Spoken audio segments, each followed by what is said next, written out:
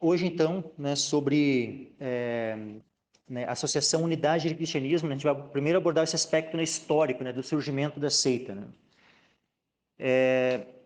Foi interessante eu ter feito na quinta-feira passada, né, um estudo sobre a ciência cristã, né, justamente porque há uma ligação, né, com essa, porque algumas vezes ele vai fazer uma citação, né, vai citar, né, a ciência cristã, como nesse momento aqui. Ó.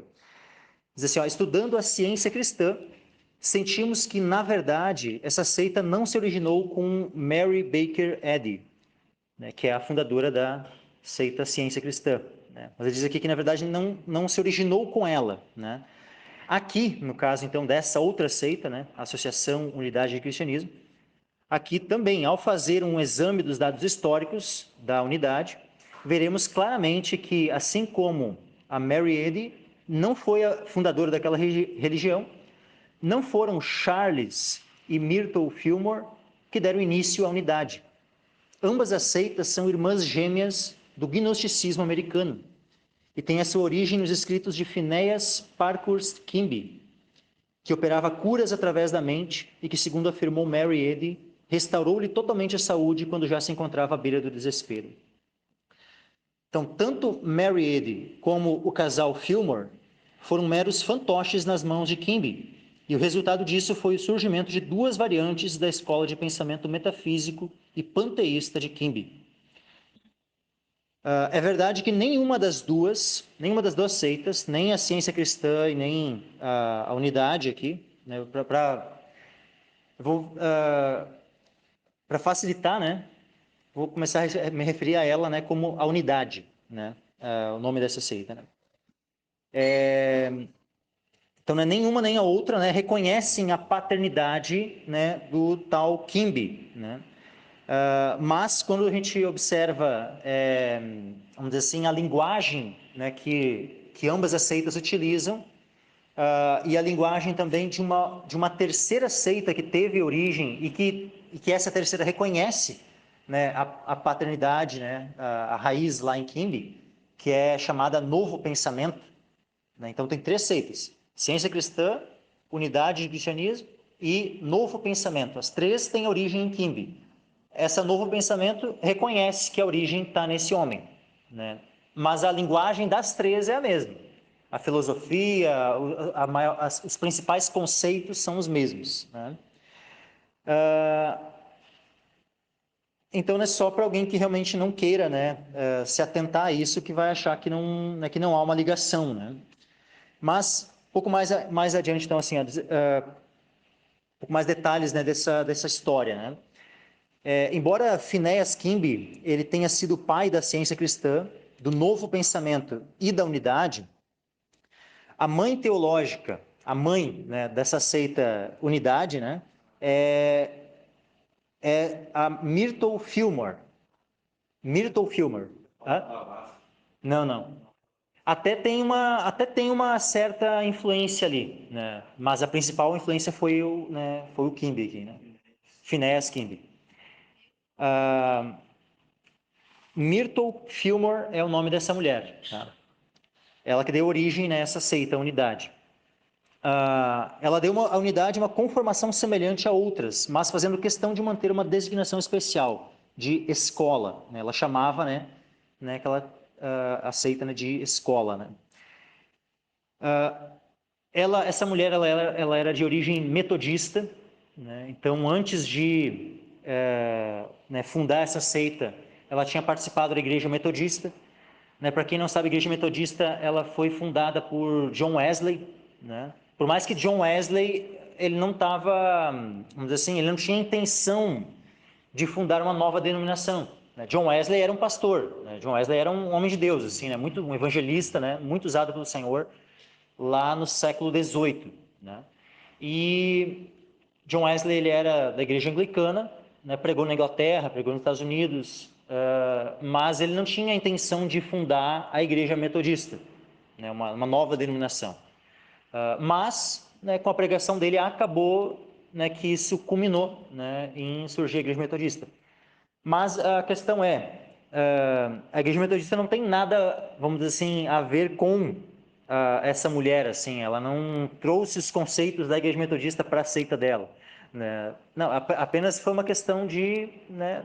Ela chegou assim como, né, eu comentei no culto na quinta-feira passada, que a fundadora daquela seita Ciência Cristã havia, né, na sua juventude, participado da igreja congregacional, né, que também é uma igreja evangélica, né, não é uma seita, né, mas apenas passou por lá, né, e depois fundou a seita Ciência Cristã. Essa mulher aqui, ela, né, transitou aqui pela igreja metodista, mas né, mesmo assim, né, fundou essa seita, né, unidade, né.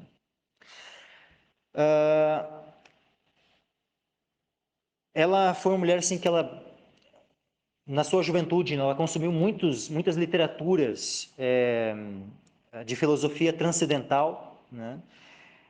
Em 1884, ela se mudou para Kansas City, né, no Missouri, e em 1887 ela converteu-se à ciência cristã.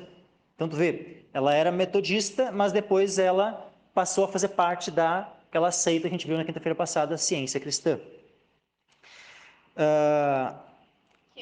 Isso em 1887.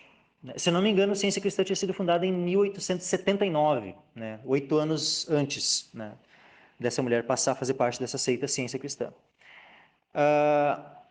A sua conversão para a versão de Mary Baker Eddy das doutrinas de Kimby se deu quando ela chegou à seguinte conclusão: sou filha de Deus e, portanto, não herdo enfermidades. Tá? Porque só para os irmãos, né, para aqueles que não estavam quinta-feira passada, né, a ciência cristã, ela é uma seita que o foco dela está na cura, né, na cura de doenças, né, e tudo mais. Só que qual é o principal método, né, que essa seita, né, usa, né, vamos dizer assim, para, entre aspas, né, curar, né, os seus adeptos, né? Negando que a doença existe, né? Então a ciência cristã, ela nega a realidade, né? Ela nega a própria realidade, ela nega que a matéria existe, né? A ciência cristã, né, é uma seita que ela nega que, digamos assim, aqui, de fato, né, eu estaria segurando copos de plástico na minha mão, né? Para essa seita ciência cristã, toda essa nossa reunião, nós acharmos, né, que temos um corpo, tudo seria apenas um achismo, seria apenas uma ilusão, para ver o quão longe, né, a imaginação, sabe, essa perturbação mental, né, das pessoas foram, né? Pra... Sim, foi muito além, né, porque são seitas gnósticas, né, para os irmãos também compreenderem, né, novamente, né, relembrando assim, o que é o gnosticismo, né, a principal vamos dizer assim, doutrina do gnosticismo, ou uma das principais, né, é de que aquilo que é espiritual é bom e aquilo que é matéria seria mal. Então a matéria seria, né, intrinsecamente má e aquilo que é espiritual é bom. Isso no gnosticismo, tá? Porque isso não é uma verdade bíblica. Qual é a verdade bíblica? Que tanto a matéria foi criada por Deus boa, como, né, o espírito é bom. Então, ambos, né, tanto matéria como espírito, são bons. Deus é espírito, né, ele nos criou, todos nós temos espírito. Deus criou o mundo, né, e tudo que Deus foi criando, cada dia da criação, o que Deus dizia? E viu que era bom. Quando ele terminou a criação, o que ele diz? Ele viu que era muito bom. É óbvio que houve um problema após isso. Após Deus ter criado todas as coisas, Deus ter criado o homem e a mulher, e Deus ter dado uma ordem para este homem, para esta mulher, eles desobedeceram. O único mandamento que Deus tinha dado para eles. A única proibição que Deus tinha dado, né, que era não comer do fruto da árvore do conhecimento do bem e do mal. E eles mesmo assim, então, né, apenas tinham uma coisa que eles não podiam fazer, eles foram lá e transgrediram aquele único mandamento de Deus. Então, por causa do pecado, né, é que se estabelece, então, né, o mal no mundo, se introduz, né, o pecado, com isso a morte, né, e com isso, então, a gente tem todas as consequências más, né, que vêm através né, da queda, né, do homem. Né. Só que, né, a doutrina da ciência cristã nega né? Tudo isso nega a própria realidade, né? Nega a existência da matéria, não, então vai além do gnosticismo, né? Porque no gnosticismo a matéria seria má, né? Em si mesma, mas, né, a ciência cristã ela vai além e nega a própria existência da matéria. No caso aqui, essa outra seita que é parecida, né? Mas nesse aspecto não é igual. Porque essa seita unidade de cristianismo, eles não negam a existência da matéria, como fazem, né, a ciência cristã. Eles creem, digamos assim, que o Deus deles, né, que não é o nosso Deus, né, é um Deus diferente, né, o Deus dessa seita, eles creem que, né, Deus se manifestaria na matéria. Então, se eles dizem que Deus se manifesta na matéria, então significa que eles não negam a existência da matéria como faz a ciência cristã. Mas dando ainda continuidade aqui, né, no histórico, né, do surgimento da seita.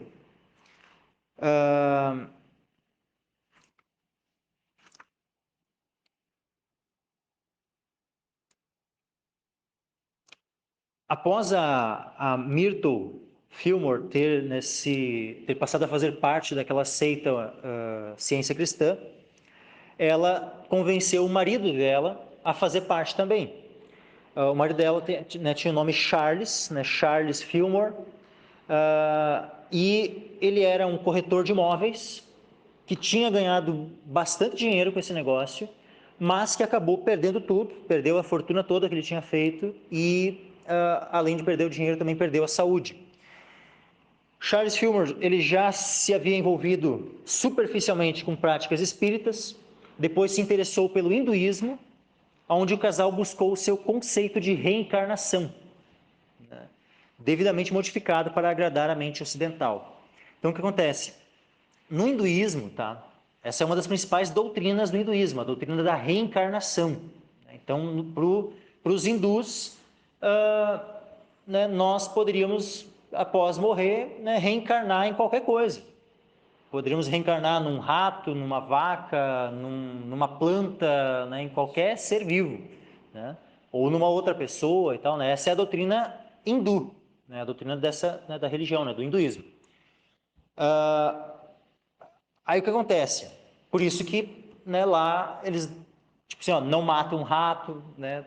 Tá lá a vaca, não pode comer vaca, né? Eles até bebem o leite da vaca, mas comer a vaca, eles não comem a vaca, né? Churrasco, né? Nós aqui no Rio Grande do Sul ia ser bem complicado, né? Nós somos os hereges para os hindus, né? Mas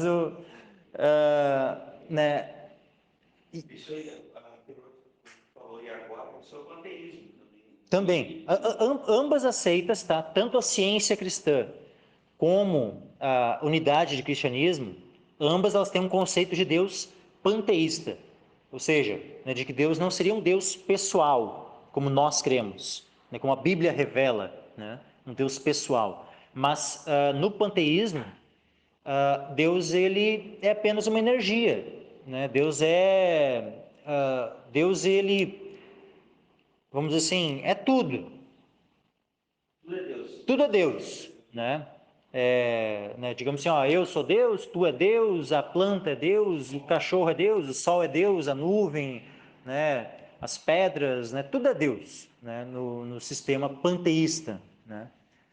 E no final de contas, né?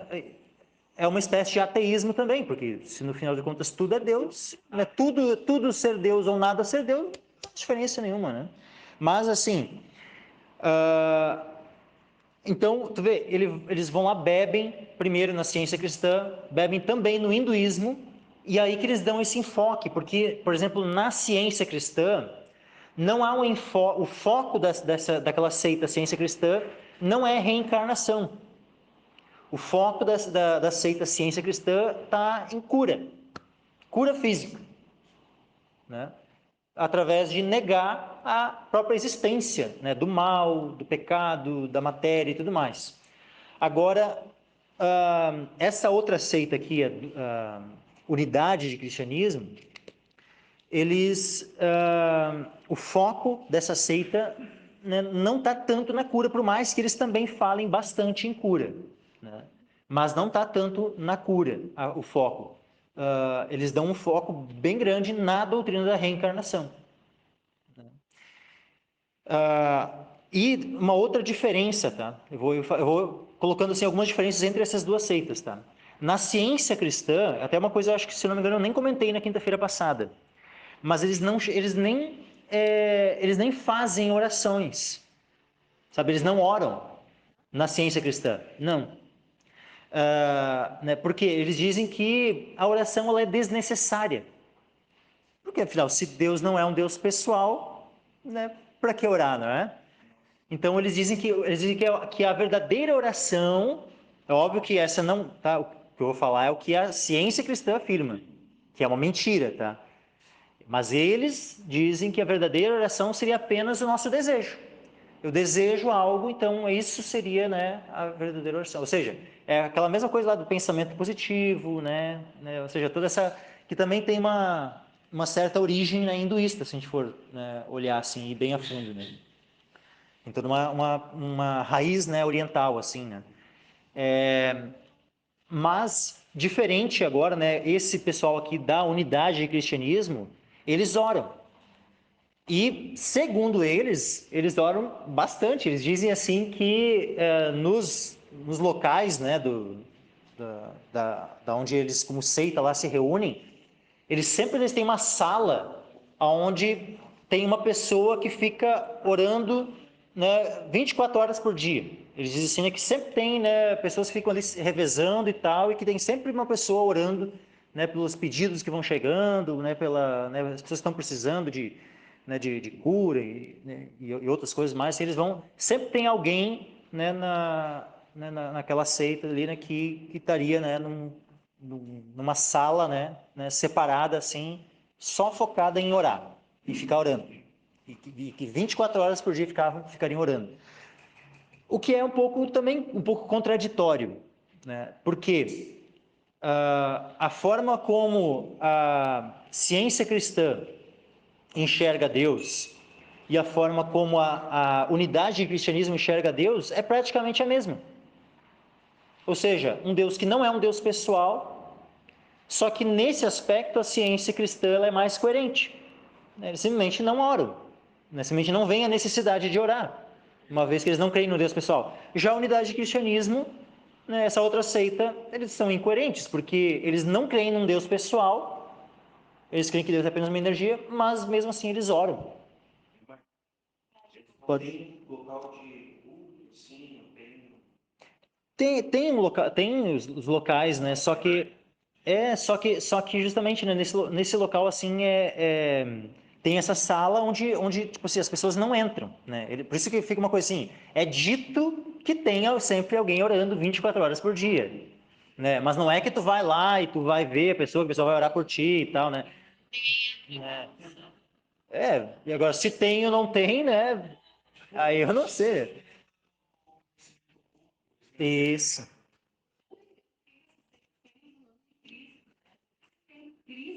Se, é, exato. Tanto a que a gente estudou semana passada na América, como essa aí, que eles, como tu disse, né, elas circularam por uma igreja conhecida. Né? Tipo assim, vou fazer uma trajetória que eu possa testemunhar que é idôneo, né? Eu tenho um fundo de Mas sabe, confiabilidade. Né? mas olha só o que acontece, né? Nos Estados Unidos, que é onde surgiu tanto essa seita, né, unidade de cristianismo, como a ciência cristã, ambas surgem nos Estados Unidos. Os Estados Unidos são um país de raiz protestante muito forte, né? Então, né, tem muitas igrejas evangélicas, né, nos Estados Unidos.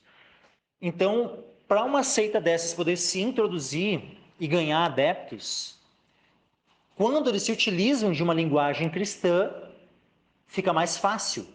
Se a linguagem deles é muito distante, muito diferente, completamente oposto, né, e tal, eles não criam uma ponte para atrair adeptos para a seita.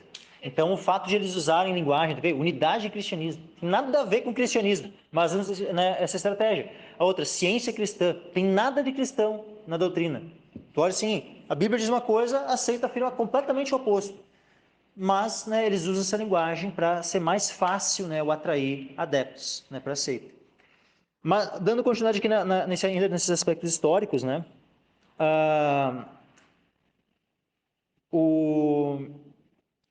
em abril de 1889, né, eles publicaram uma revista, né, chamada Pensamento Moderno. O casal esse, né, fundador da seita, a Myrtle e o Charles Fillmore, eles então lançaram uma revista chamada Pensamento Moderno.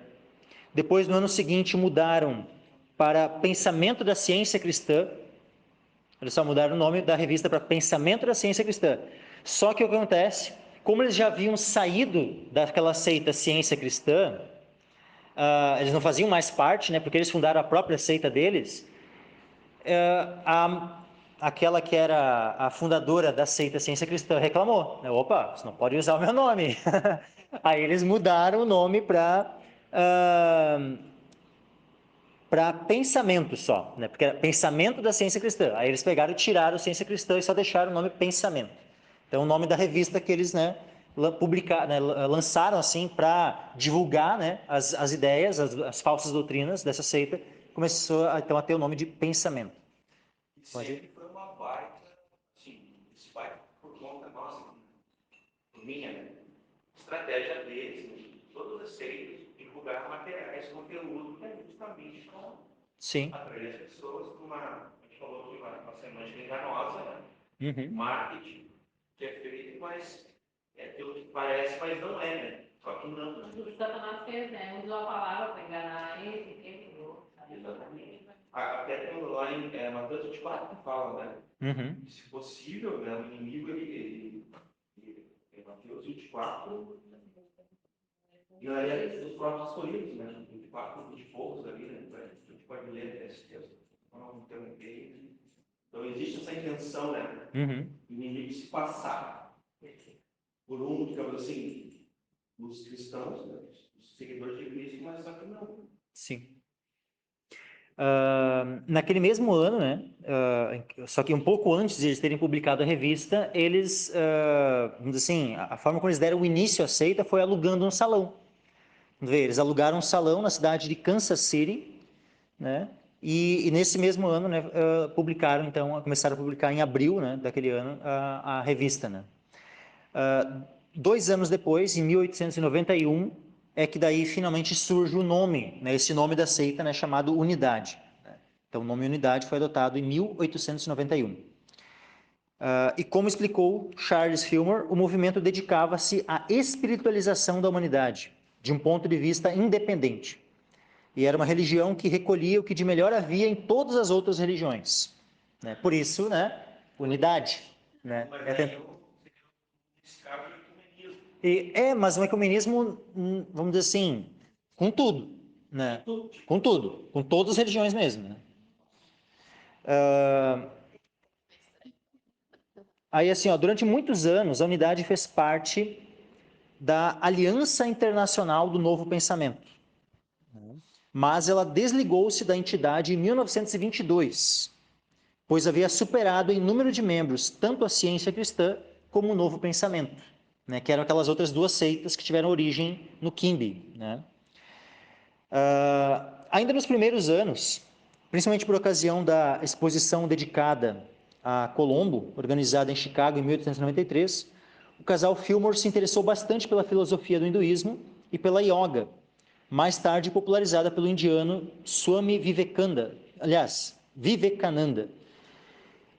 E Charles Fillmore, que já tinha conhecimento de escritos espiritualistas e teosofistas, né? Aí vem a Blavatsky, né, que o Maninho tinha citado antes, absorveu muitos conceitos dessas crenças, né, nesse contato com esse tal de Vivekananda. Né? Blavatsky, a gente, na verdade, é uma seita a qual a gente não tratou ainda, né, que é a teosofia. Né? A gente vai, né, vê-la mais adiante. Não, isso, é a fundadora da teosofia. Pode ser, tá? Eu não vou dar certeza que a gente vai tratar dessa seita na quinta-feira que vem. Mas é possível que, né, é uma das que, né, eu estou vendo assim. É. Muitos bebem da fonte da Blavatsky. É. Então ele adotou então ele adotou muitos conceitos, né, iogues, como a reencarnação, a dieta vegetariana, né, né, incorporou isso às doutrinas da Associação Unidade, né, que ele tinha fundado, né. Novamente, a unidade difere da ciência cristã pelo fato de crer que Deus se manifesta na matéria, além de na mente ou espírito, ao passo que a ciência cristã ensina que a matéria é ilusória e não existe de fato. E deixa eu ver se tem mais alguma coisa relevante aqui na história do surgimento. Uma outra coisa que é interessante aqui.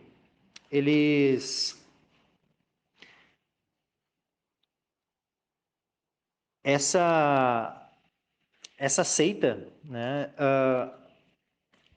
eles praticamente estabeleceram uma cidade, né, que se chama Unity Village, né, seria como se fosse assim, ó, Vila Unidade, né, e é uma cidade que, digamos assim, praticamente toda a população, né, faz parte da seita. Provavelmente, como muitas seitas, né, nos Estados Unidos, a gente já viu o histórico de algumas, né, eles vão aderindo adeptos, depois vão e formam uma comunidade, né? Compram uma terra, né? E formam uma comunidade ali, vão estabelecendo, né, um local, e daí as pessoas, né, vão e daí acaba, né, aquilo se tornando uma cidade, né? Então provavelmente foi dessa forma, né, que se estabeleceu, né, essa vila unidade, né? Uma cidadezinha, né?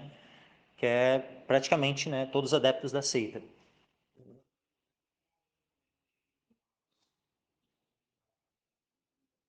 Uma série, como ser o líder de uma seita, para mostrar 8 líderes históricos de seitas bem malignos. Uhum. A maioria dessas 8 seitas teriam um lugar, teriam o seu lugar, sua cidade, Uhum. sua ilha, tudo, né? Ora, para assistir essa seita, assim, né, tem bastante cuidado, né, essa série, que for, né, assistir algo parecido, porque é bem maligno, assim. Eu nem recomendo, assim, mas só lembrando que essa série, ela tem esses lugares. Uhum. Todas, assim, 6 das 8 tinham um lugar. Uma cidade, uma ilha, um tio, assim, Uhum. uma propriedade. E aí o que acontece? Então essa seita, ela estabeleceu essa cidadezinha e muitas gráficas nessa cidade para justamente mandar, né, as revistas e todo o material, né, que eles publicavam, né, livros e outras coisas, para mandar e distribuir, né, por todos os Estados Unidos, né, e até fora, né, dos Estados Unidos. E mandavam isso né, pelo correio de lá, né, pelo serviço postal, né, lá né, americano, né? E era tanta demanda, né, que tinha que, vamos dizer assim, o correio, né, lá dos Estados Unidos lá resolveu botar vamos dizer assim, uma espécie de, né, não tinha na cidade nova, eles tava, vamos dizer assim, sobrecarregando, né, os da região, né? E eles colocaram então como é que eu poderia dizer assim, uma agência, né? Uma sucursal, uma agência, né? Lá, né? Na cidadezinha lá para poder dar conta de mandar, né? Todas as postagens que eles faziam, né? Diariamente. Né? Isso, exatamente. Então, dessa forma que foi se propagando, né? Essa seita, né? Que, vamos dizer assim, até na década de 90, ali, ela já tinha nos Estados Unidos mais de 1 milhão de adeptos. Mais de 1 milhão de adeptos. É muita gente. Só que o que acontece? Alguns dos adeptos dessa seita não necessariamente saíam das igrejas, porque às vezes a gente fazia parte de outras igrejas, às vezes continuavam membros, né, mas, vamos dizer assim, aderindo aos conceitos da unidade de cristianismo. Né? O que é mais terrível ainda, né? Porque daí a pessoa está ali, né, ainda né, no meio, né, do povo de Deus ali, ainda daqui a pouco disseminando, né, as ideias dessa seita. Né? Mas vamos agora passar mais, analisar assim, a fundo as doutrinas, né? E também né, junto com as doutrinas, as refutações, né, das doutrinas. Primeiro, né, em relação à Escritura, né, qual a doutrina que eles têm em relação à Escritura? Né? Nós temos a doutrina do sola Escritura, que é a doutrina, né, a qual nós devemos, naquilo que nós devemos crer e praticar, é somente o que está na Escritura, na Bíblia. Já a seita unidade de cristianismo, né, eles, lógico, que rejeitam completamente o sola Escritura. Né? Eu já citei antes ali que, para eles, a verdade ela está, né, vamos dizer assim, misturada, né, em todas as religiões, então eles consideram, né, qualquer livro, né, como sagrado, assim, né, os Vedas lá dos hindus, o Alcorão dos muçulmanos, né, e qualquer outro livro, né, que se diga sagrado, para eles vai ser sagrado também, né, eles vão, né, dizer que tem verdades em qualquer livro assim desses e ponto. Então eles não dão né, valor à Escritura como, né, sendo inerrante, infalível e como sendo, né, vamos dizer assim, a única revelação, né, de Deus, né, aos homens. Né? Né, então eles rejeitam isso, né, rejeitam a Escritura dessa forma. Apesar de se utilizarem dela, né, para suas doutrinas, mas eles não se utilizam da Escritura de maneira, vamos dizer assim, da maneira como ela está escrita. A interpretação que eles utilizam da Bíblia é sempre uma interpretação alegórica. Né? Então, sempre, vamos dizer assim, qualquer texto que eles forem pegar da Bíblia é apenas um pretexto, né? Apenas eles vão, assim, alegorizar, né? Mas para dizer uma outra coisa, né? Diferente do que está escrito. Então, eles pegam ali o texto, em vez de eles só afirmarem o que está escrito no texto, né? Eles pegam aquele texto e, né, usam ele como uma ponte, né, para fazer uma alegoria e ensinar uma doutrina diferente do que de fato está escrito na Bíblia. Então, só por né, nesse ponto aqui, né, já seria suficiente, né, para rejeitar as doutrinas né, da unidade, né, como uma seita herética. Né? Esse aqui já seria ponto suficiente. Então, assim, ó,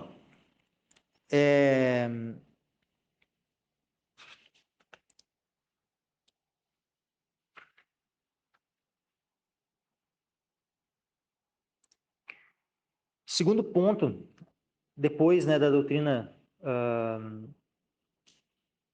da Escritura que eles negam,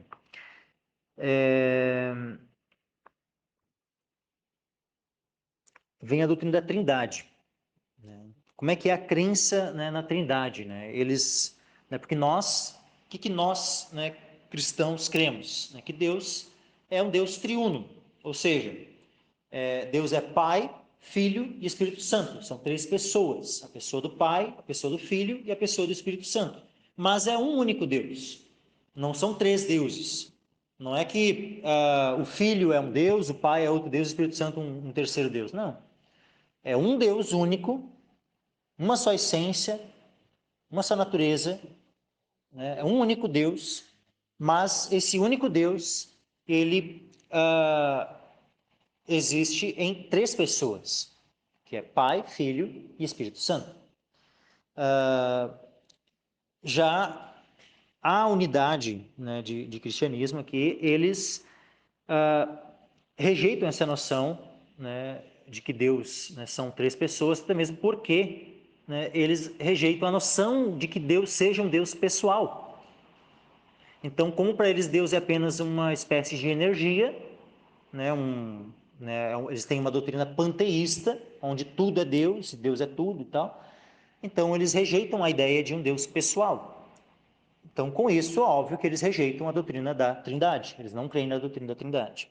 Por mais que eles usem a linguagem, às vezes, né, de Pai, Filho, Espírito Santo, né, por se utilizarem da Bíblia, né, mas apenas como um pretexto para falar de outras coisas, né, da doutrina deles lá diferente, né, distorcendo os textos, né, não usando eles dentro do seu devido contexto, né, e tal. Então, assim, ó, por exemplo, deixa eu pegar aqui uma... E tem adeptos, né? Assim, ela é uma seita que ela é forte nos Estados Unidos, tá? No Brasil, ela tem os seus adeptos, tá? Porque, por exemplo, na quinta-feira passada, quando eu estava estudando, né, sobre a ciência cristã, justamente eu vi um vídeo, né, onde eu não sei, né, exatamente no que ele faz parte, assim, né, aquele homem que publicou aquele vídeo que eu assisti, assim, eu não conheço ele, né, então não sei nem o nome, né, para citar aqui, né, teria que pesquisar ali o histórico, né, dos vídeos para ver como é que é o nome daquele homem ali. Mas ele estava contando, né, sobre a história do surgimento da seita ciência cristã, tá? Só que o que acontece? Ele falando sobre o histórico, né, a origem da ciência cristã, mas onde é que ele disse que aprendeu sobre o surgimento da ciência cristã? Nas reuniões da unidade de cristianismo. Ou seja, aonde ele foi pessoalmente e aprendeu sobre a ciência cristã, não foi em algum templo, em algum local de reunião da ciência cristã, mas sim no local de reunião da unidade de cristianismo. Ou seja, significa que tem aqui no país, né? Então, agora eu só não saberia dizer assim qual é, sabe, quantos templos tem, qual a quantidade de adeptos no Brasil. Isso eu já, né, teria que.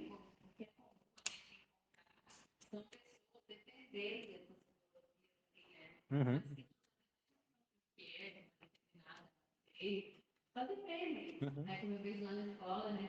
As pessoas chegam professoras, enfim, qualquer pessoa que não tem a menor noção de Deus, né? Mesmo falando do universo, né? O universo conspira a nosso favor, a energia, como tu tem uma energia, sabe? Como tu é sensitiva.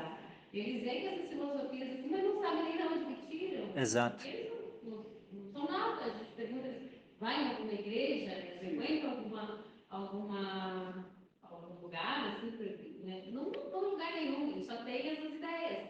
São ideias todas que eles vão colhendo nesses princípios. Acontece muito isso. As pessoas veem. Porque cada coisa, a natureza, é Deus, tudo é Deus. E aí, Vento não é Deus, sentiram isso, né? a nuvem é Deus, a árvore é Deus, a energia que me traz, né? Acontece muito isso, né? No meu meio, eu andava assim, né? Acontece muito isso, essa energia de que Deus está em tudo, e você né, se conecta com Deus através disso, né? Essas coisas, para nós é a manifestação de Deus em a natureza e tudo isso, mas né, Deus manifesta, vamos dizer assim, o seu poder, né? poder, Né? Por meio das coisas criadas, né? Como a gente vê, por exemplo, aqui em Romanos, ó. Vamos só abrir aqui Romanos 1 e no capítulo 1, versículo 19 e 20. Olha só. Porquanto o que de Deus se pode conhecer, nele se manifesta, porque Deus lhe o manifestou. Porque as suas coisas invisíveis, desde a criação do mundo, tanto o seu eterno poder como a sua divindade, se entendem e claramente se veem pelas coisas que estão criadas, para que eles fiquem inexcusáveis. Ou seja, ninguém pode, se a pessoa afirmar, né, assim, Deus não existe, né, bom, ela está indo contra, né, algo que já está no coração, algo, sabe, que Deus, que todos são indesculpáveis. Porque ao olhar para a própria natureza, né, a pessoa necessariamente precisaria chegar a essa conclusão. Há um Deus que criou essas coisas todas.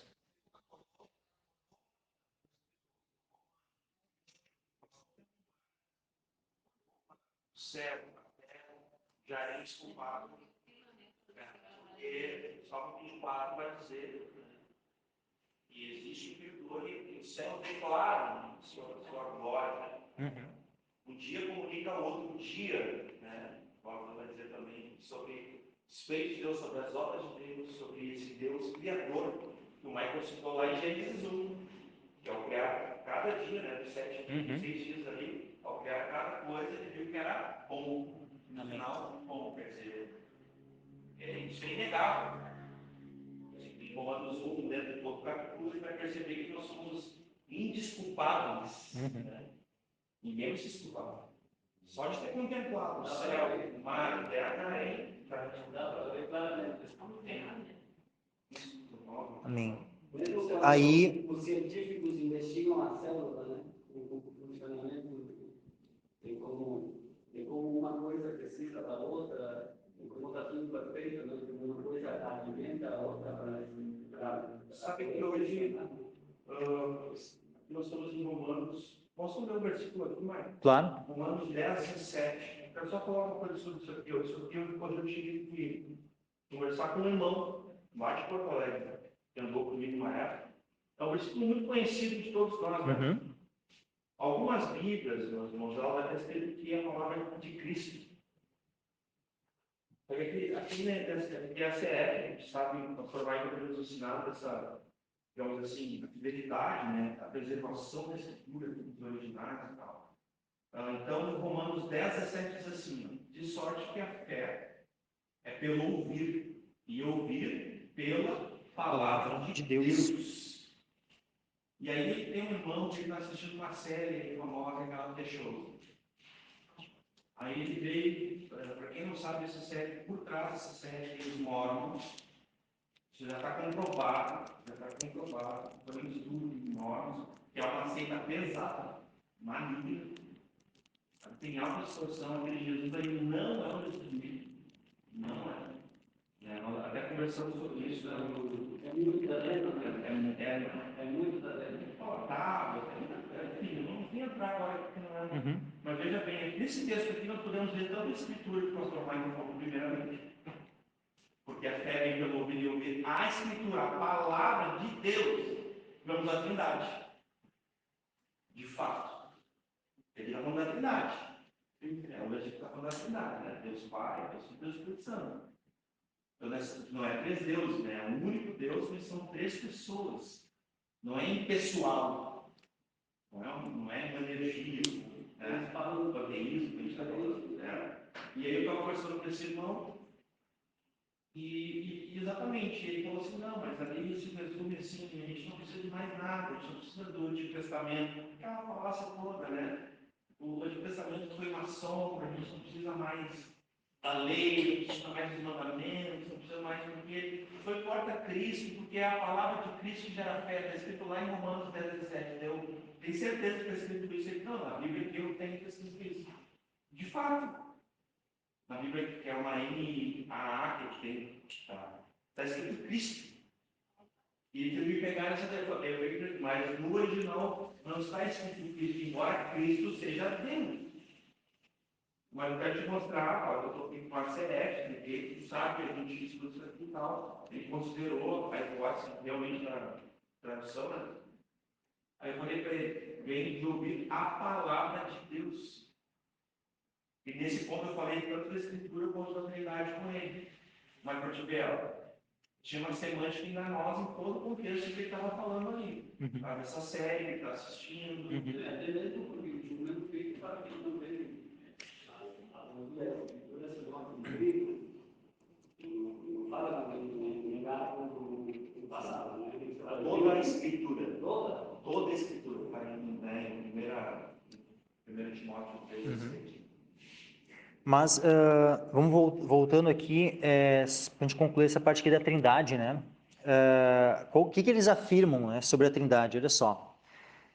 O que diz a doutrina da unidade cristã, né, sobre a Trindade? Que o Pai é um princípio, o Filho é o mesmo princípio revelado no plano da criação, e o Espírito Santo é o poder executivo tanto do Pai como do Filho, e está realizando esse plano.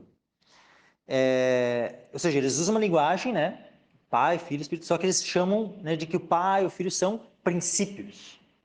Princípio, que é a mesma linguagem que a ciência cristã utilizava para falar de Deus, que Deus é um princípio, né? Mas quando eles usam o termo princípio, é apenas, é um princípio. Mas no sentido assim, tipo, né, no sentido de energia, de uma força, né? Um princípio. Ou seja, com isso eles estão negando, né, que Deus seja pessoal, né? Um ser pessoal. Essa descrição, porém, não se harmoniza com o caráter de Deus revelado na Bíblia. Na verdade, a unidade, em sua essência, é uma forma de religião panteísta, que defende a tese de que o homem é de fato uma parte de Deus. Mas as Escrituras ensinam claramente que o homem é o resultado do poder criativo de Deus, sendo um ser à parte dele, assim como qualquer criação, pela sua própria natureza, é algo à parte de seu Criador. Então, Deus, ele, por mais que ele está presente em todos os locais, porque Deus ele é onipresente, né? Mas ele não faz parte da natureza. Né? Ele é imanente no sentido, né, de estar presente em todos os locais, mas ele não se mistura, né, com a natureza, ou seja, ele é transcendente, ele transcende a natureza, ele está separado da natureza, da sua criação. Então, conservemos em mente então que quando um adepto da unidade fala de Deus, ele não está se referindo ao Deus do cristianismo, né? Mas sim a um princípio abstrato, a uma mente divina que não possui personalidade e nem pode ser vista como um ser pessoal, né? Uma vez que eles negam a Trindade, né, que Deus é um ser pessoal, com isso eles também negam a divindade de Cristo, só que por uma outra via, né? É óbvio, né, que ao negar que Deus não é um ser pessoal, nega as pessoas, né, do Pai, do Filho e do Espírito Santo. Então, não tem como a pessoa do Filho ter se encarnado, né? Tipo assim, a consequência lógica é que, né, da doutrina deles, é que Jesus não seria Deus, né? Só que além disso, eles também têm uma outra, né, que também é uma coisa que vem lá do gnosticismo e tal, que é aquela coisa de diferenciar o Jesus do Cristo, né? Não, sabe, não tem essa coisa assim, ó, de dividir Jesus e Cristo como duas coisas distintas. É Jesus Cristo, meus irmãos, né? É Deus que se manifestou em carne, como está escrito em 1 Timóteo 3,16. Deus se manifestou em carne. Como também nós temos lá em 1 João, capítulo 1. No princípio era o Verbo, e o Verbo estava com Deus, e o Verbo era Deus. Depois diz João, Evangelho de João, capítulo 1, versículo 1. Aí depois nós temos no mesmo capítulo, e o Verbo se fez carne. Ou seja, Jesus, que é o Verbo, que estava com Deus, ou seja, estava com o Pai, porque é uma pessoa distinta do Pai, mas não é um outro Deus. O Verbo era Deus, ou seja, existe um Deus apenas na Escritura. A Escritura revela somente um Deus.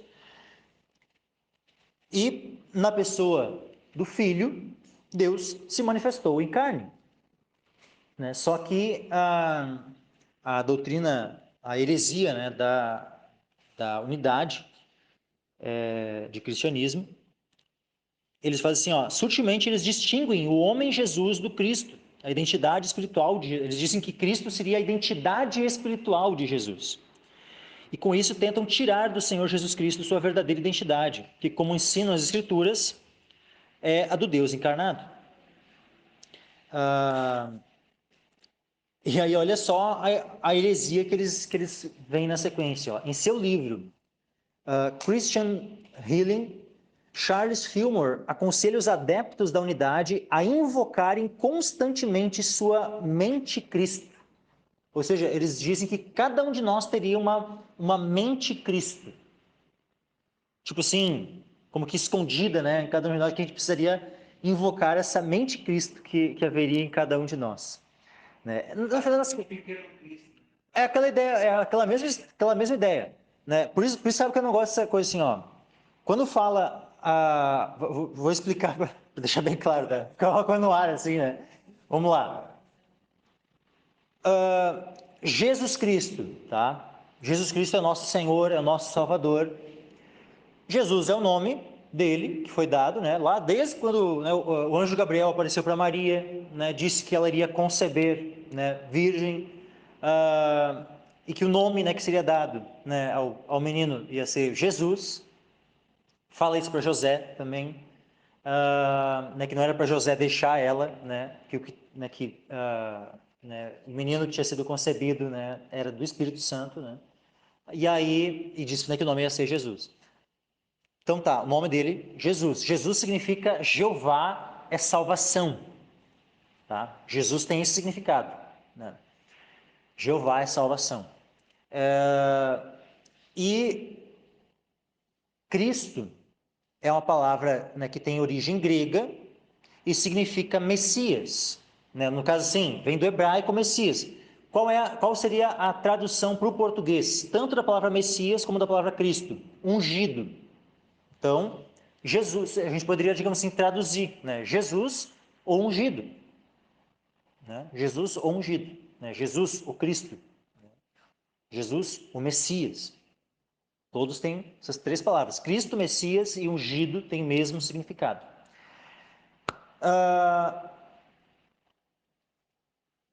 Aí,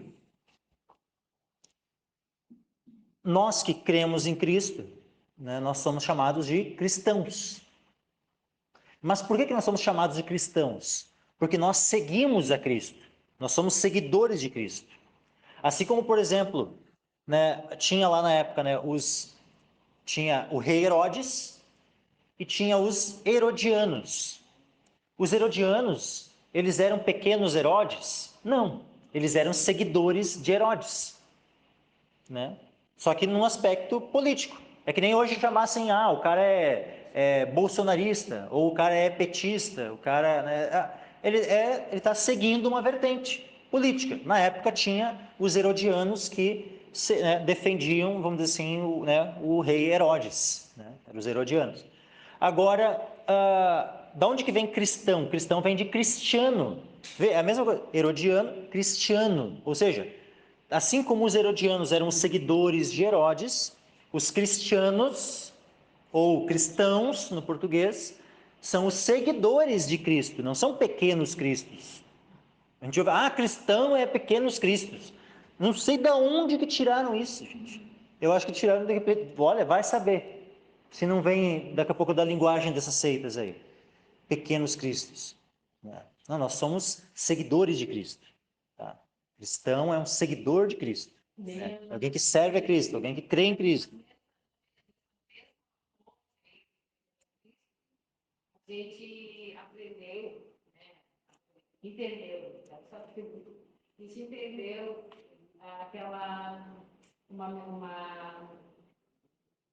um cumprimento a namastê, né? O Deus que está em mim cumprimenta, saúda o Deus que está em você.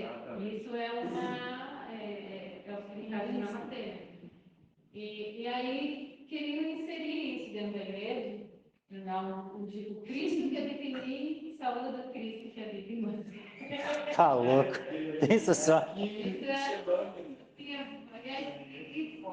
E como é romântico isso, as pessoas absorvem. Não sabem nem o que está falando. E não sabem que estão adotando um conceito hinduísta. E aplicando, achando que... Bom, mas para a gente poder, né, vamos indo na sequência aqui para a gente poder finalizar né, as refutações aqui, as doutrinas. Só para concluir essa parte aqui da divindade de Cristo, né, que eles negam. Olha só, o Fillmore, ele ensinava que na realidade Cristo seria a mente superconsciente, né, a consciência de Cristo ou consciência espiritual, né? Só que isso é uma tese que se acha em oposição direta ao ensino das Escrituras. Existe apenas um Cristo, né? Não há outro. É somente um. Somente Jesus é o Cristo. É uma mente superconsciente. A consciência de Cristo. Então eles dizem que Jesus seria aquele que teria atingido, né, esse padrão de superconsciência e tal, né, que seria chamada de a mente Cristo. Mas que todos nós poderíamos atingir isso. É aquele mesmo conceito, né, conceito também espírita, né, de que Cristo né, seria apenas, né, um homem mais evoluído, né? É sempre a mesma linha, assim, né? Sempre parecido, né? Só com uma nova Cadmo e tal, né? Tá.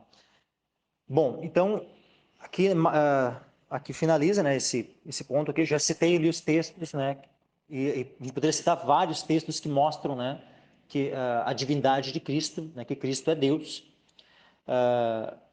né? Já citei dois ali, 1 Timóteo 3,16, 1 João, né, capítulo 1, né? 1 João, falei, né? Não, João, Evangelho de João, capítulo 1. Em João, nós temos João capítulo 5, o penúltimo versículo, né, de 1 João capítulo 5. Só para citar 1 João, né? Vamos abrir ali o texto. Já que eu falei tanto em 1 João, né? Nossa. 1 João capítulo 20, ó, que é o penúltimo versículo da carta, diz assim, ó, e sabemos que já o Filho de Deus é vindo e nos deu entendimento para que conheçamos ao verdadeiro. E no que é verdadeiro estamos, isto é, em seu Filho, Jesus Cristo. Este é o verdadeiro Deus e a vida eterna. Ou seja, Jesus Cristo, este é o verdadeiro Deus e a vida eterna. Continuando, expiação efetuada por Cristo. A expiação efetuada por Cristo, né? Então, Jesus morreu na cruz para expiar os nossos pecados, ou seja, para que os nossos pecados fossem perdoados. Né?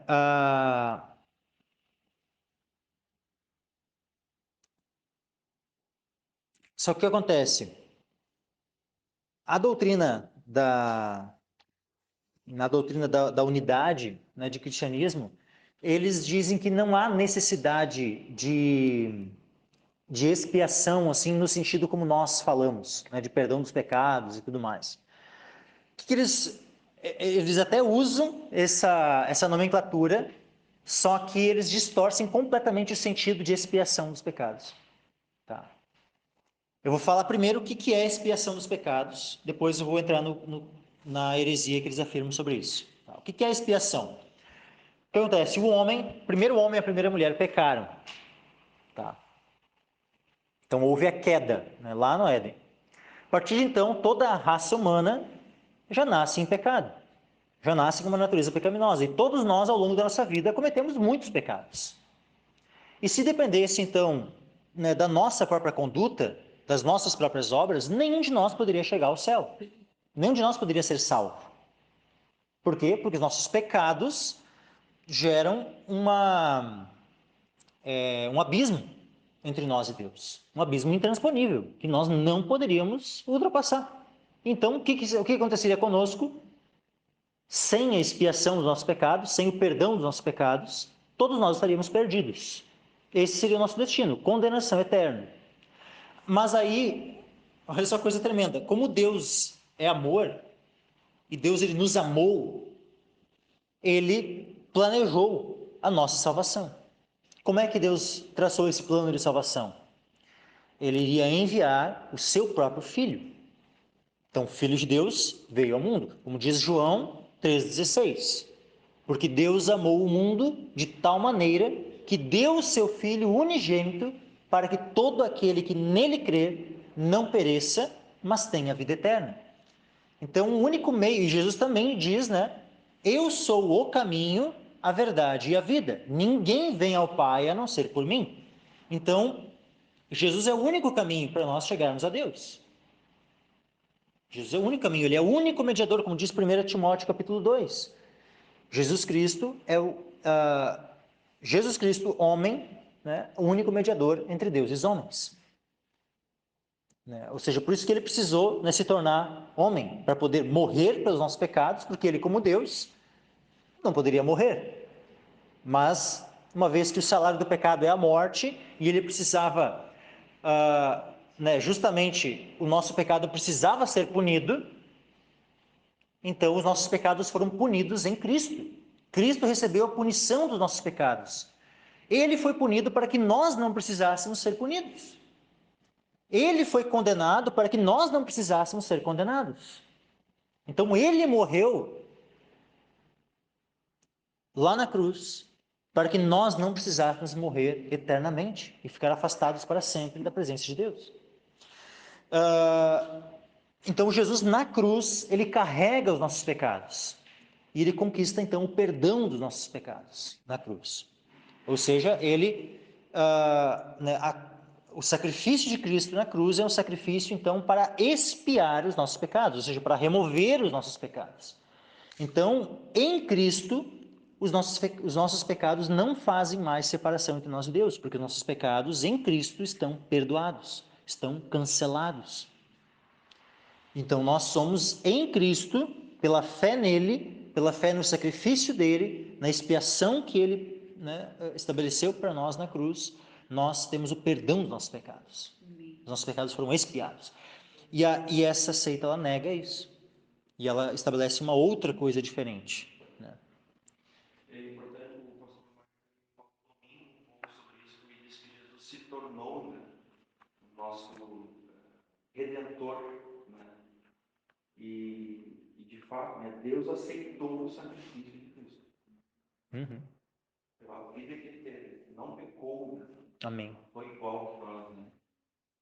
Jamais falou uma palavra por sua vida foi feita em princípio como homem, né? Exato. E Deus aceitou, né, o pagamento do sacrifício de Cristo, seu sangue que nos comprou, né? Amém. Na, Riqueza, ouro, prata, foi na o cruz, sangue de Cristo. na cruz houve uma troca. E quando nós cremos no sacrifício de Cristo, né, que ele ofereceu por nós na cruz, ocorre uma troca, né? Os nossos pecados são lançados sobre ele e a justiça dele, perfeita, é lançada sobre nós. Então nós somos diante do trono de Deus, né? Somos justificados, somos vistos como justos com a justiça de Cristo, e por isso que nós podemos, né, ser salvos né, e herdar os céus, né? E os nossos pecados são lançados sobre ele, e ele foi punido então pelos nossos pecados. Agora, olha só o que é a doutrina, como é que é, aliás, como é que é a distorção, né, dessa doutrina da expiação dessa seita. Ele diz assim, ó, que, né, Charles Fillmore, né, o fundador da seita ali, né, junto com a esposa dele, diz o seguinte: a expiação é a união do homem com Deus Pai em Cristo. Explicando isso em termos de mente, diríamos que a expiação é o acerto ou reconciliação da mente humana com a mente divina, por intermédio da supraconsciência da mente de Cristo. Ou seja, né, a pessoa ela estaria elevando a mente dela, e no momento que ela unisse a mente dela com a mente de Deus, né, com essa, né, que envolve todo aquele conceito, né, de alma planetária, aquela coisa assim, sabe, né, aí, que é basicamente aquela coisa, sabe, que os budistas tentam alcançar o nirvana, né, aquela coisa, sabe, é o mesmo padrão. No momento que a pessoa unisse, né, a mente dela e tal, né, aí ela teria alcançado a expiação. Só que não tem nada a ver, né, uma coisa com a outra e, né, bom, mas é o nome que ele deu, né, justamente nessa semântica enganosa, né, de usar uma palavra, né, e distorcer o significado dessa palavra, né, trazendo uma doutrina que não tem nada a ver, né, com a expiação. A doutrina da salvação, né, também ela é negada, tá? E ela é negada por quê? Tá? E aqui a gente já vai, né, já estou encaminhando para o final, tá? A doutrina da salvação ela é negada, né? Ou seja, Jesus ele é o nosso Salvador, né? Então ele veio ao mundo justamente, né, para salvar os perdidos, para salvar a nós pecadores. Então negar a doutrina da salvação, né, é negar toda a obra que Cristo veio fazer. O que acontece? Por que eles negam a doutrina da salvação? Porque eles afirmam a reencarnação. E não tem como crer em salvação e em reencarnação ao mesmo tempo. Porque uma doutrina anula a outra. Ou nós cremos em reencarnação, ou nós cremos na salvação que vem por meio de Jesus Cristo. Então, como é que funciona, né, a doutrina da reencarnação que eles afirmam?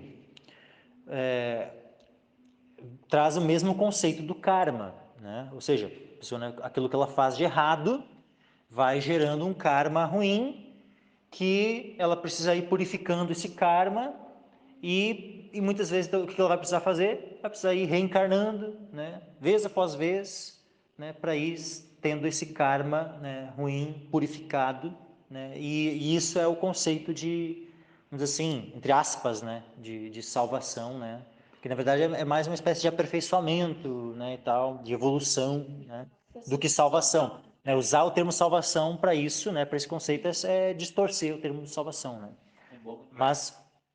Mas daí, né, isso é o conceito da unidade ali, dessa seita, né?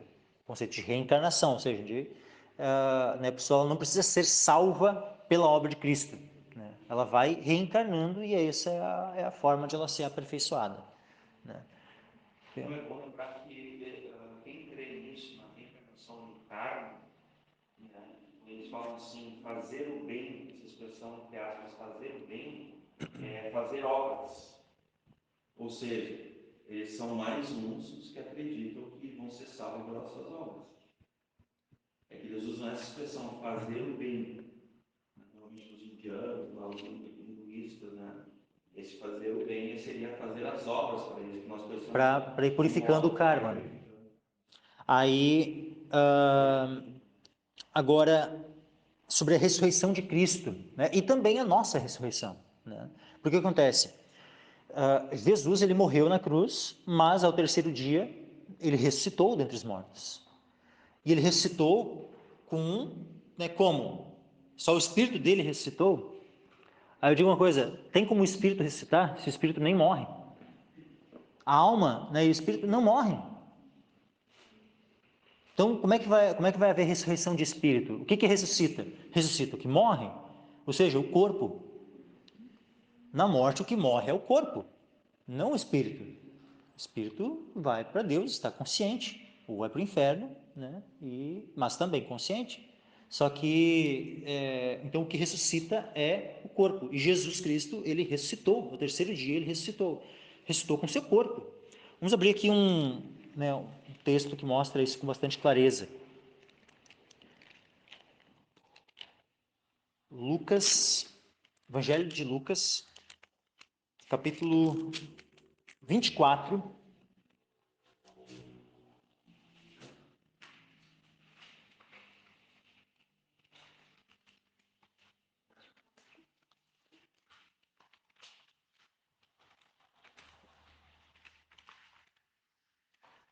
E versículo 34 em diante. Lucas 24, versículo 34 em diante. Diz assim, ó. Os quais diziam, ressuscitou verdadeiramente o Senhor, e já apareceu a Simão. E ele lhes contaram o que lhes acontecera no caminho, e como deles fora conhecido no partir do pão. E falando eles destas coisas, o mesmo Jesus se apresentou no meio deles, e disse-lhes, paz seja convosco. E eles, espantados e atemorizados, pensavam, olha só, pensavam que viam algum espírito. E ele lhes disse, por que estáis perturbados? E por que sobem tais pensamentos aos vossos corações? Vede as minhas mãos e os meus pés, que sou eu mesmo. Apalpai-me e vede, pois um espírito não tem carne nem ossos, como vedes que eu tenho. Então, olha essa coisa tremenda, meus irmãos. Jesus aqui ele falou, vem aqui, apalpa aqui, apalpa cá. Ó. Um espírito não tem carne nem ossos, como vedes que eu tenho. E dizendo isto, mostrou-lhes as mãos e os pés, e não o crendo eles ainda por causa da alegria, e estando maravilhados, disse-lhes, tendes aqui alguma coisa que comer? Então eles apresentaram-lhe parte de um peixe assado e um favo de mel, o que ele tomou e comeu diante deles. Então assim, ó, lógico, teve vários outros momentos onde Cristo comeu com eles, onde né, esteve com eles, mas olha que coisa tremenda, sabe? As descrições assim, né, tão claras, né, da ressurreição de Cristo. E só que na doutrina, nas heresias aqui dessa seita, né, eles negam a ressurreição de Cristo. Eles dizem que a ressurreição teria sido apenas né, do espírito, a ressurreição espiritual, né? Só que não existe ressurreição espiritual. A ressurreição é a ressurreição da carne, a ressurreição do corpo, não do espírito. Justamente quando houver a ressurreição apenas do espírito, né, a alma, que estão vivos, vão se unir ao corpo que estava morto. E então, né, o homem vai ressuscitar. E quando nós ressuscitar, se nós morrermos, lógico, daí nós, né, quando o Senhor Jesus voltar, nós vamos ressuscitar. E se tivermos morrido, né, antes da vinda do Senhor. Né, ou seja, nós também vamos ressuscitar.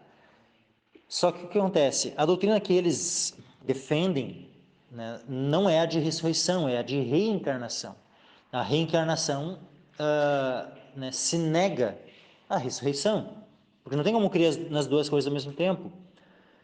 Porque, olha só, e é tão terrível que eles falam a respeito de Cristo. Porque eles dizem que Jesus mesmo teria sido a reencarnação. Primeiro, olha só, olha a linha que eles pegam. E eu não sei de onde que eles tiram isso, sabe? Né, a imaginação para falar uma coisa dessas. Eles dizem que teria sido assim, ó, Josué teria reencarnado em Davi e depois Davi teria reencarnado em Jesus. Sabe, é uma coisa assim, tão terrível, sabe, essas afirmações assim. E, né, então, bom, eles não creem em ressurreição, creem em reencarnação e chegam a falar, né, que Jesus mesmo, né, teria sido a reencarnação de Davi e antes disso, né, Josué. Posso ler dois textos aqui? Claro. Esse texto que de ontem, né, nós estamos compartilhando lá em Capão Novo, Uhum. lembrei, na casa do Vinícius. Isso está em Atos 4, Atos capítulo 4, a partir do versículo 10 ali. Né? A gente vê que do 10 até o 12, nós vamos ver aqui. Atos 4, do 10 ao 12. O primeiro texto.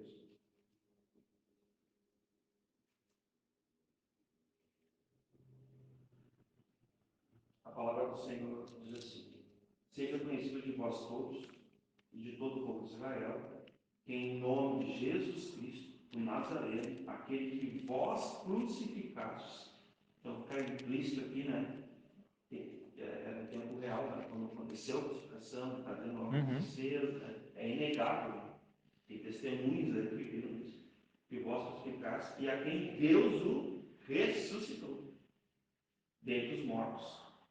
Em nome desse é que esse está, né, e são diante de vós.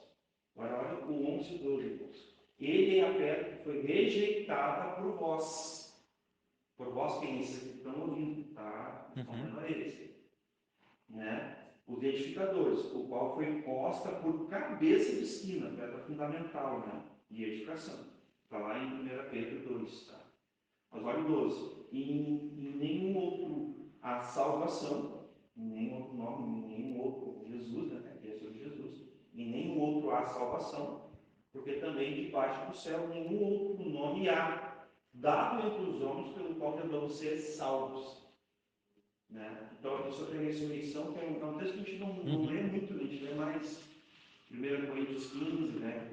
Todo aquele registro ali, 1 Coríntios 15 também vai trazer as provas, né, cabais da história, bíblica e tal. Mas também é Hebreus 9, 27, né? A gente poderia também aqui sobre a questão da reencarnação. Né?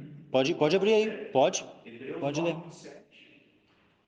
É sobre essa questão aí de reencarnação aí, né? O que a Bíblia fala sobre isso, né? Então está aqui, né?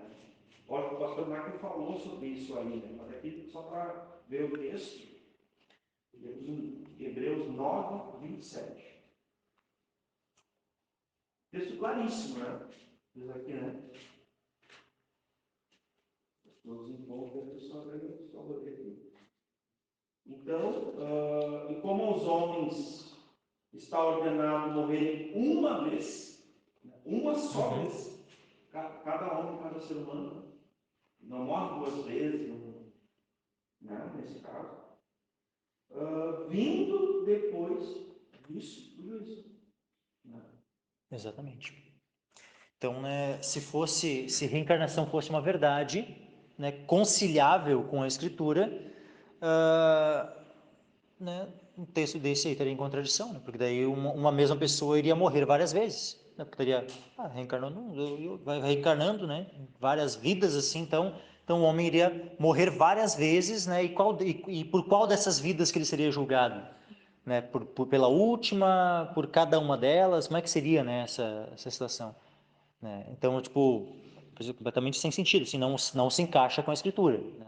Então, ou a pessoa crê na Bíblia, ou vai crer em reencarnação. Não tem como conciliar, né, as duas doutrinas.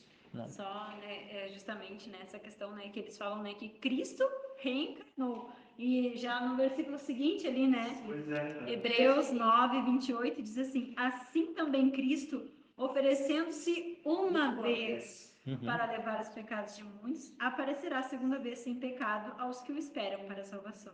Amém. E aí olha só, ele aparecerá, lê aí de novo o final. E aparecerá, Aparecerá a segunda vez sem pecado. amém. Exatamente. Ele aparecerá a segunda vez. Ele apareceu uma vez, ele morreu, ele ressuscitou e 40 dias depois ele subiu aos céus. E está à destra de Deus. E ele vai voltar. E aqui está o último ponto, né? Doutrina que eles, na verdade, assim, eles nem procuram muito distorcer a doutrina da volta de Cristo, porque simplesmente eles nem creem. Eles só não creem que Jesus vai voltar, né, literalmente. Eles creem em reencarnação, eles creem em outras coisas. Então, tipo assim, para eles é algo que não faz sentido dentro da linha, né, do que eles ensinam, falar em volta de Jesus, né? Então eles simplesmente ignoram, né, esse aspecto, assim, né? Mas a questão é que, né, Jesus vai voltar, né? Fisicamente, assim como como a gente vê aqui em Atos 2. Aliás, Atos 2 não, Atos 1. Atos dos Apóstolos, né, capítulo 1, versículo 9 ao 11, né? Daí aqui a gente finaliza, né, hoje. Né, diz assim, ó: e quando dizia isto, vendo-o eles, foi elevado às alturas, e uma nuvem o recebeu, ocultando-o a seus olhos. E estando com os olhos fitos no céu, enquanto ele subia, diz que, né, Jesus estava ali subindo, né, aos céus, enquanto ele subia, eis que junto deles se puseram 2 homens vestidos de branco, os quais lhes disseram: homens galileus, por que estáis olhando para o céu? Esse Jesus que dentre vós foi recebido em cima no céu, há de vir assim como para o céu o vistes ir. Ou seja, né, que a promessa é que Jesus ele vai voltar da mesma forma, né, o mesmo corpo humano que ele tinha, né, que foi ressuscitado após a morte, ele ressuscitou com seu corpo, só que agora um corpo glorificado, um corpo que não pode mais morrer, que não está mais sujeito à morte, como a gente viu lá em Romanos, né, Romanos 6, né, vai dizer assim, que Cristo já não morre, né, a morte não mais tem domínio sobre ele, com esse mesmo corpo, então já, né, um corpo imortal, um corpo incorruptível, um corpo que não envelhece, que não, sabe, que não sofre a ação do tempo, né? Ele vai voltar com esse mesmo corpo. Esse corpo que é um corpo humano. Tá? Quando Jesus subiu aos céus, ele não deixou de ser homem, né? Ele é Deus, assumiu a natureza humana, se uniu à natureza humana, né? E subiu aos céus, unido à natureza humana, subiu como homem, subiu aos céus, permanece nos céus dessa forma, né, como homem. Lógico, ele nunca deixou de ser Deus, então óbvio que ele sempre continua sendo Deus eternamente. Deus se fez homem. Né, ele é Deus, sempre foi eternamente Deus, se fez homem, e uma vez que ele se fez homem, ele não vai deixar jamais de ser homem. Ele continua, ele subiu ao céu como homem, está nos céus como homem, vai voltar à terra como homem também. E vai reinar neste mundo como homem, pois novos céus e nova terra, né? Por fim, sempre. Interessante que o Michael destacou a questão de não tinha pecado. Só que anteriormente também, em 1 Pedro 2,22, diz que não pecou. Né? Então, Exato. Ele morreu sem pecado. E ressuscitou sem pecado. E aí foi aquelas outras seis que a gente viu que dizem que ele levou pecados do céu, que Sim. teria que lavar o céu, purificar o céu do pecado que ele carregou, e, né? Acho que é os adventistas. Os adventistas. Né? Mas, enfim, 1 Pedro 2,22. Né? Paulo não cometeu pecado, nem dolo, nem dano. Exatamente. Jesus não tinha natureza pecaminosa, não pecou jamais, né? Os pecados que estavam sobre ele na cruz e pelos quais ele foi crucificado eram os nossos pecados. Ele mesmo não tinha pecado algum. Amém? Então